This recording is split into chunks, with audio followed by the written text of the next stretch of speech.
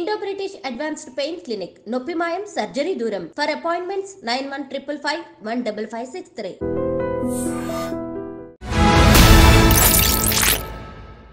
అందరికీ నమస్కారం. నేను Swarupa Potlapalli. Welcome to I dream.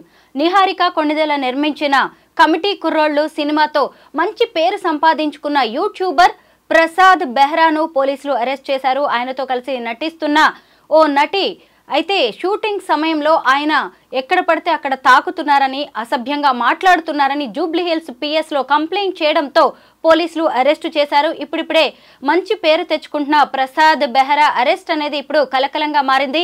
ఈ మధ్య కాలంలో జానీ మాస్టర్ కూడా ఇలాంటి లైంగిక వేధింపుల కేసులో అరెస్ట్ అయ్యారు. అసలు టాలీవుడ్ లో ఏం జరుగుతుంది, ఎందుకు ఇలా కేసుల మీద కేసులు బుక్ అవుతున్నాయి? ప్రస్తుతం నాతో పాటు రచయిత్రి, లైఫ్ కోచ్ అనురాధ యలమర్తి గారు ఉన్నారు. మేడంతో మాట్లాడి అనేక విషయాలు తెలుసుకుందాం. మేడం నమస్తే. నమస్తే. చూసారు కదా, ప్రసాద్ బెహ్రాను అరెస్ట్ చేశారు.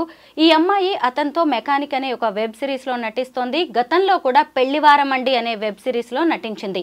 అంటే సహజంగా వాళ్ళు ట్రావెల్ చేస్తూ ఉంటారు, అలాగా కొంత క్లోజ్నెస్ వస్తూ ఉంటుంది. కాకపోతే ఆ అమ్మాయిని ఇబ్బంది పెట్టేలాగా గత కొన్ని నెలలుగా ఇతను ప్రవర్తిస్తుండడంతో ఆమె పోలీసులకు కంప్లైంట్ చేయాల్సి వచ్చింది. సినిమా ఇండస్ట్రీలో ఇలా ఎందుకు జరుగుతోందంటారు? ఒక దాని తర్వాత మరొక వరుస ఘటనలు ఆలోచన చేసేలాగా ఉన్నాయి. ఏమంటారు మీరు దీని మీద? అంటే మొదట్లో చేరగానే ధైర్యం ఉండదు. ఇప్పుడు అతనితో జర్నీ చెయ్యాలి, అలాంటప్పుడు బయటపడటం ఇష్టం ఉండదు. అలాగని భరించే శక్తి మంచిగా ఉండే వాళ్ళకి, ఇప్పుడు అదే పనిలో ఉండేవాళ్ళు దాన్ని పెద్ద పట్టించుకోరు. కానీ కొంతమంది సిన్సియర్గా ఉంటారు. లేడీస్లో కూడా కొంతమంది ఏంటి, ఎవరైనా సరే చాలా వరకు మంచిగా ఉండాలి, ఏదో డబ్బు కోసం లేకపోతే ప్యాషన్ కోసం వస్తారు. వచ్చినంతలో వాళ్ళని తక్కువ చేసినా, వాళ్ళతో తప్పుగా బిహేవ్ చేసినా భరించలేరు కదా. కానీ బయటపడలేని పరిస్థితులతో బయటపడరు.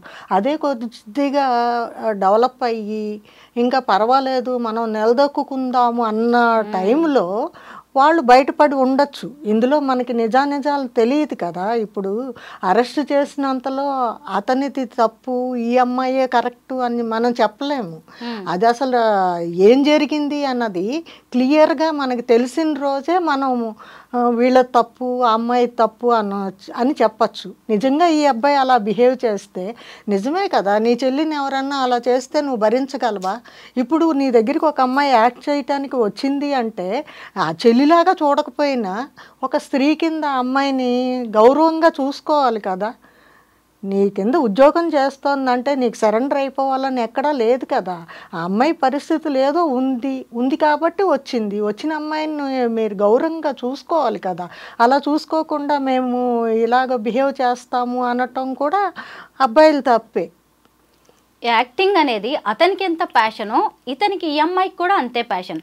అతనికి ఎంత అవసరమో ఈ అమ్మాయికి కూడా అంతే అవసరం.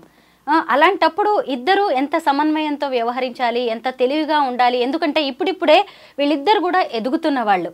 ఎందుకు అంటే ఇప్పుడు అతను కామెడీ షోస్తో, కామెడీ వీడియోస్తో ఎంతో పేరు తెచ్చుకున్నాడు. సినిమాల్లో కూడా అవకాశాలు వస్తూ ఉన్నాయి. కమిటీ కుర్రోళ్ళలో యాక్ట్ చేశారు. తర్వాత అల్లరి నరేష్ సినిమా బచ్చలమల్లి అనే సినిమాలో కూడా ఆయన యాక్ట్ చేస్తున్నారు. ఇలా మంచిగా సినిమా అవకాశాలు వస్తున్న టైంలోనే చాలామంది పేరు పోగొట్టుకుంటున్నారు.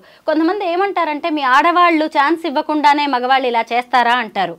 దీని మీద అసలు మనం ఎలా సమాధానం చెప్పాలి? అలాంటి వాళ్ళైతే ఇలాగ అసలు కేసు ఎందుకు పెడతారు? అది ఆలోచించాలి కదా మనం. అలాంటి వాళ్ళు అయితే గుట్టు చప్పుడు కాకుండా అయిపోతుంది. అది వాళ్ళు అర్థం చేసుకుంటారు. మన దౌర్భాగ్యం ఎలా ఉందంటే, అమెరికాలో కూడా నీకు ఇష్టమా అనేసి ఒకళ్ళనొకళ్ళు ప్రశ్నించుకొని కలుస్తారట. మన వాళ్ళు అలా లేదు. అవతలమ్మాయి ఎలాంటిది ఏంటి ఏమీ చూసేది ఉండదు. ఆ రకంగా బిహేవ్ చేస్తున్నారు. మనకి ఎక్కడి నుంచి వచ్చింది ఈ సంస్కృతి? మన సాంప్రదాయం ఏంటి? స్త్రీని గౌరవించటానికే మనకి పేరు. భారతదేశంలో మొత్తం ప్రపంచం అంతట్లో భారతదేశానికి పేరు వచ్చింది ఎందుకని? మనం స్త్రీలని మన్నిస్తాము, గౌరవిస్తాము, మన సాంప్రదాయాలు బాగుంటాయి అని వచ్చింది. మరి ఇలాంటప్పుడు ఇట్లాగ బిహేవ్ చేయటం అనేది తప్పు. ఒకవేళ ఆ అబ్బాయి తప్పు చేయకుండా కావాలని ఈ అమ్మాయి చేస్తే ఈ అమ్మాయిది తప్పే.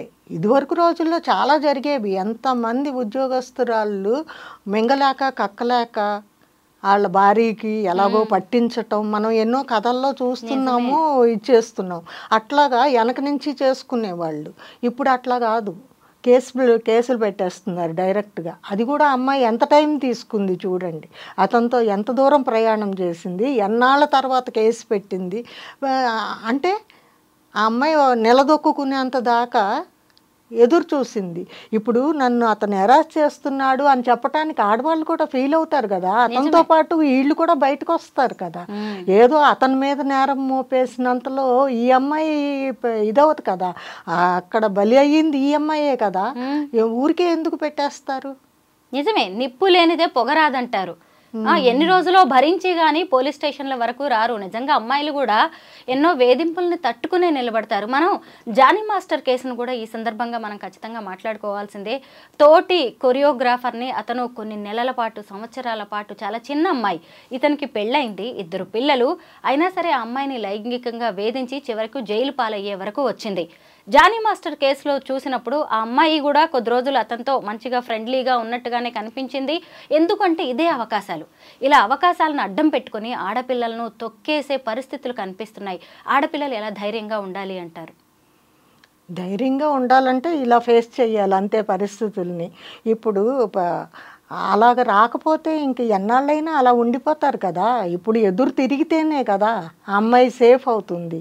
లేదా భరిస్తున్నంతసేపు అనుభవించాల్సిందే తప్పని పరిస్థితి వస్తుంది. అందుకనే ఆడవాళ్ళు ఎదురు తిరుగుతున్నారు. కానీ జైల్లో పెట్టినంతలో వాళ్ళు తప్పు అని కాదు, మరి అది కోర్టు ప్రూవ్ చేయాలి కదా.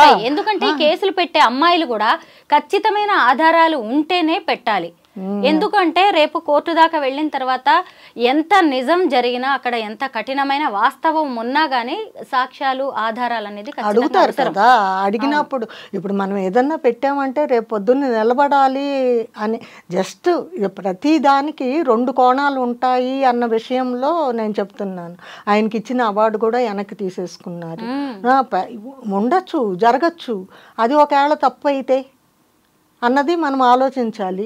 ఈ అమ్మాయిదే కరెక్టు అయితే అలా జరగాల్సిందే. అట్లా జరగకపోతే ఎప్పటికీ ఈ లైంగిక వేధింపులు అనేది జరుగుతూనే ఉంటాయి. అసలు అవి లేనిది ఎక్కడా అని అడుగుతున్నాను నేను. బయటకు వచ్చేది చాలా తక్కువ. సినిమా ఫీల్డ్లో అలాంటివి ఎక్కువ అంటారు అందరూ. అదేం లేదు, అందరూ మంచిగానే ఉంటారు అని అంటారు. కానీ మనం చూస్తున్నది ఎక్కువ ఇలాంటివే చూస్తున్నాం. మనం జరుగుతున్నాయి కదా, బయటకు వస్తున్నాయి, మనం కళ్ళతో చూస్తున్నాము. ఏమీ లేదంటే ఎలా ఒప్పుకుంటాము? కాబట్టి వాళ్ళు వేయటంలో తప్పులేదు. వాళ్ళు ఎంతో బాధని, వ్యధని కడుపులో దిగమింగుకొని ఇంకా మనం తట్టుకోలేము అనే పరిస్థితులు వస్తేనే ఇలా కేసు వేస్తారు. ఎంత గొప్పోడైనా సరే లేడీస్ ముందు జాగ్రత్తగా ఉండాలండి. వాళ్ళతో మంచిగా ఉండాలి, గౌరవంగా చూసుకోవాలి. యూనిట్ కానీ, సినిమా కానీ, ఏదైనా సరే ఎప్పుడు కానీ నువ్వు నన్ను గౌరవిస్తే నీ గౌరవం ఇంకా పెరుగుతుంది. నువ్వు నన్ను హీనపరిస్తే అప్పుడు కూడా నువ్వు మనిషివి, భారతదేశంలో ఒక పౌరుడివి. అట్లా కూడా ఇది లేదు. ఎందుకు మనుషులంతా ఇలా తయారవుతున్నారు అనేది మాత్రం మనల్ని మనము ఒక్కసారి ఆత్మ పరిశీలన చేసుకోవాలి. స్త్రీలని గౌరవించాలి అనే భావన మన హృదయాల్లో ఉండాలి. ఎవరో ఒకళ్ళు చెప్తే రాదు. ఈ కాలంలో చాలామందికి ఆ వాల్యూస్ లేవు. వాళ్ళకి తెలియజెప్పాల్సిన బాధ్యత కూడా మనదే. ఇట్లాంటివి 1-2 జరిగితేనే మంచిది. కనీసం మిగతా ఆడవాళ్ళన్న సెక్యూరిటీగా, భద్రతగా ఫీల్ అవుతారు. భద్రత లేకపోతే బయటికి ఎలా వస్తారు? అందరికీ కొంతమంది అలా ఉండిపోతారు. చెప్పాలంటే నాకు గీత రచయితగా చెయ్యాలని ఉంది మనసులో. ఆత్రేయలాగా మనసు పాట అందరి మనసుల్లోకి వెళ్ళేటట్టు ఒక్క పాట రాయాలని ఉంటుంది. ఈ సినీ ఫీల్డ్ని తలుచుకొని ఎందుకు వచ్చిందిరా బాబు, హాయిగా ఇంట్లో కూర్చుందాం, ఏదో ఇంట్లో రాసుకుంటే 1,00,000 మంది చదువుతారు పత్రికల్లో కానీ, ఈ మ్యాగజైన్స్లో కానీ, ఎందుకు వెళ్ళి ఇబ్బంది పాలవటం అన్న ఇది మైండ్లో ఉండిపోయింది. నిజంగా సినిమా అనేది రంగుల ప్రపంచం. కానీ ఎంత టాలెంట్ ఉన్నా ఇలాంటి ఘటనలు చూసి అమ్మాయిలు కూడా ముందుకు రావట్లేదు, తల్లిదండ్రులు భయపడుతున్నారు. అసలు ఈ రోజుల్లో ఎంత ప్రూవ్ చేసుకోవడానికి ఛాన్సెస్ ఉన్నాయి, కానీ ఇలాంటి మనుషులకి భయపడాల్సిన పరిస్థితి వస్తుంది. ఒక్క అడుగు ముందుకేస్తే 4 అడుగులు వెనక్కి వేయాల్సిన పరిస్థితి. అంతా గొప్ప లెవెల్కి వెళ్ళిపోయారని అనుకుంటాం మనం, కానీ ఇలాంటి అడ్డంకులు ఎన్ని ఎదుర్కొన్నారు వాళ్ళని అడగాలి మనం. శిఖరాన్ని కూర్చుంటారు చూడండి ఆడవాళ్ళు, వాళ్ళని చెప్పమనండి ఒక్కళ్ళు నేను ఇలాంటిది ఫేస్ చేయలేదు అని చెప్తే మనం నమ్మటం కష్టం. ఎందుకంటే సమాజం అంతా అలా ఉంది. సమాజం మారాలండి. మనం ఇలాంటి షోస్ చెయ్యాల్సిన అవసరం లేనంతగా సమాజం మారాలని నేను కోరుకుంటున్నాను. ఈ వివాహేతర సంబంధాల వల్ల ఏర్పడే రిలేషన్స్ ని మేము రేప్ కేసులుగా కన్సిడర్ చేయము. బాగున్నన్ని రోజులు బాగుంటున్నారు, విభేదాలు వచ్చిన తర్వాత రేప్ కేసులు పెడుతున్నారు, ఇలాంటివి చెల్లవు అంటూ ఈ మధ్య సుప్రీంకోర్టే చెప్పింది. ఎందుకంటే చాలామంది కొద్ది రోజులు నడిచిన రోజులు నడుపుతున్నారు, ఏదో ఒకటి తేడా రాగానే మళ్ళీ కోర్టులు, కేసులు, పోలీసులు అని అంటున్నారు. ఇది కూడా ఒక రకంగా నెగిటివ్ అయిపోతుంది. అంటే నిజంగా అన్యాయం జరిగిన వాళ్ళకి, నిజంగా ఇబ్బంది పడుతున్న వాళ్ళు భయపడాల్సి వస్తుంది. ఎందుకు ఇలా జరుగుతోంది? అసలు లివింగ్ రిలేషన్షిప్ పెట్టమని ఎవరన్నారు చెప్పండి? అది మన సాంప్రదాయమా? కాదు. ఎందుకు ఒప్పుకుంటున్నారు? అంటే ఒకప్పుడు లివింగ్ రిలేషన్స్, ఈ సహజీవనం కాన్సెప్ట్ వేరు. వాళ్ళకి కొన్ని పద్ధతులు ఉండేవి, కొన్ని సిద్ధాంతాలు ఉండేవి. ఏ వ్యక్తితో లివ్ ఇన్ రిలేషన్ అనుకుంటే, సహజీవనం అనుకుంటే చచ్చే వరకు ఆ వ్యక్తులతోనే కట్టుబడి ఉండేవాళ్ళు. కానీ ఇప్పుడంతా మారిపోయింది దాని కాన్సెప్ట్ కూడా. ఇదే కదా ఇప్పుడు మనం ఆలోచించాల్సింది, చూడాల్సింది. నువ్వు 1 year 2 years ఉండి నీ దారి నీదే నా దారి నీది అంటే ఇంకా అది ఏం రిలేషన్షిప్? మళ్ళీ ఇదే వ్యక్తితో ఉండి ఇంకో 2 3 4 5గురితో మనం, ఎందుకంటే లావణ్య రాస్తారు ఎపిసోడ్ కూడా చూసాం. అదే మరి. అందుకని ఏదైనా సరే మనం ఒక పద్ధతి పాటించాలి అని చెప్పి ఆ పద్ధతిలోనే, ఇప్పుడు రోడ్డు మీద సాఫీగా ఉన్న రోడ్డు మీద వెళ్ళటం ఎలా ఉంటుంది, అడ్డదారిలో గతుకుల రోడ్లో ముళ్ళదారిలో వెళ్తే ఎలా ఉంటుంది? ఎప్పటికైనా తప్పు అనేది ఇలా ఫేస్ చేయాల్సి వస్తుంది. తప్పు చేయకుండా ఉంటే నీ లైఫ్ వెళ్ళే దారి వేరుగా ఉంటుంది. ఒక్కసారి తప్పు చేసావంటే అది ముళ్ళదారి కిందే లెక్క. దానిలోంచి బయటికి రావటం అనేది చాలా కష్టం. కాబట్టి మనం ఎప్పుడు మంచి దారినే ఎంచుకోవాలి. ఏదో బయట వాళ్ళ కోసం కాదు, మనకంటూ ఒక మనస్సాక్షి ఉంటుంది. కాబట్టి ఆ మనస్సాక్షి ఎప్పుడు నువ్వు చెడ్డగా వెళ్ళు అని చెప్పదు. దాన్ని గౌరవిస్తూ, తోటి స్త్రీలను గౌరవిస్తూ, నీకు అమ్మ చెల్లి లేదా అన్నది కాదు ప్రశ్న. అమ్మ చెల్లి, నీకు కావాల్సింది ఒక్కటే భార్య. ఆ భార్య తప్పితే ఇంకా అందరూ నీకు గౌరవనీయులే. చిన్నోళ్ళు అయితే చెల్లి అనుకో, పెద్దోళ్ళు అయితే అక్క అనుకో, ఇంకా పెద్దోళ్ళు అయితే అమ్మ అనుకో. అలా అంటలేదండి, ఫ్రెండ్షిప్ అట. అంత సమాజం బాగా మారాలండి. ప్రసాద్ బెహ్రా కేసులో అసలు ఏం జరిగింది, పోలీసులు ఏ ఆధారాలు చూసి అరెస్ట్ చేశారు, కోర్టులో ఎలా నిరూపించబోతున్నారు, ఆ అమ్మాయి చెప్తున్న దాంట్లో వాస్తవాలు ఏంటి అనేది ఇక ముందు ముందు తేలుతుంది. Thank you so much madam.